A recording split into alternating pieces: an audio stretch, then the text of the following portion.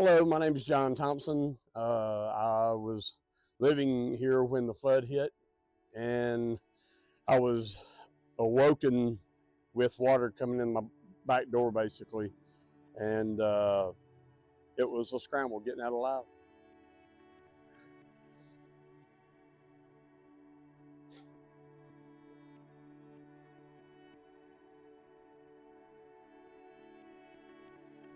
That sounds like it was your dream home. It was. There's some sort of lesson in it behind it.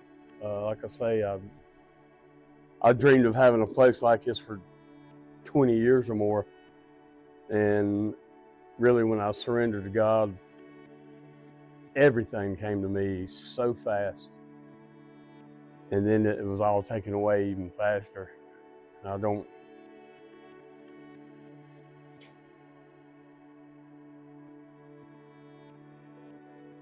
Material things is just that. There's material things, you know what I mean? There's a lot of people that lost their lives.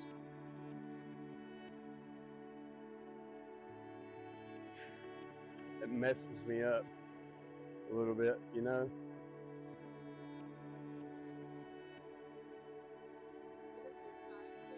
Yeah, I lived on this side.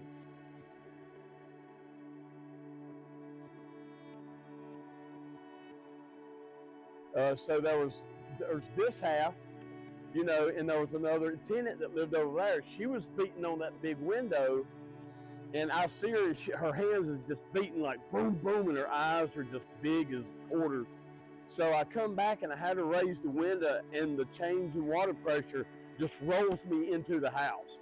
And so I just go under and I do a flip and I come up, and she is in a panic. And the first thing I start telling her to do is she needs to breathe because she don't speak any English. See, we came out her apartment door.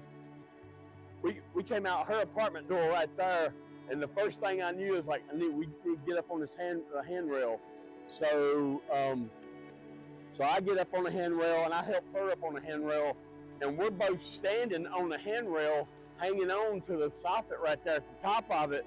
And I just look over at her and I go, water aquí, uno momento, agua aquí, uno momento, agua aquí, me and you, aquí, over the top, you know, just trying to get it to her that we just got to wait till the water gets higher.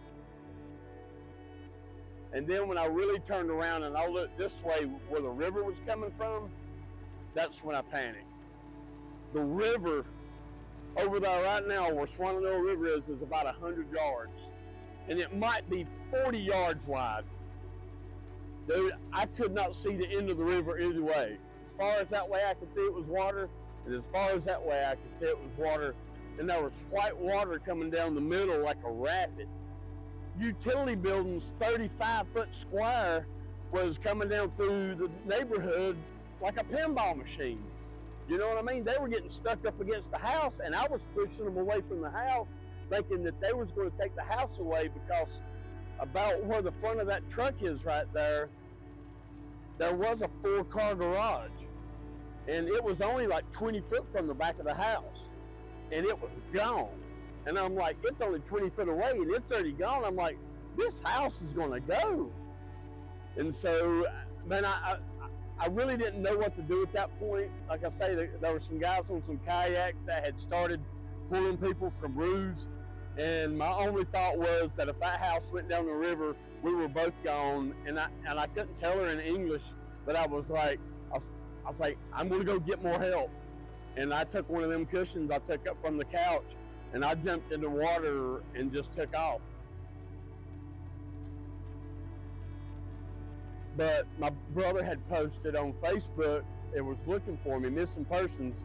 And they were like, well, last time we seen him, he was floating down, he was going down the river, you know. And so that didn't help anything. And then finally somebody that lives here, and she told them on Facebook that I don't know what his name was, but he said all he wanted to do is help people and stay clean. And they was like, that's John, that's John. So it was surreal. I don't know, I've never seen anything like it. I felt like God had brought me everything everything that I had dreamed of in 5 months, and then it was all taken away in 5 minutes.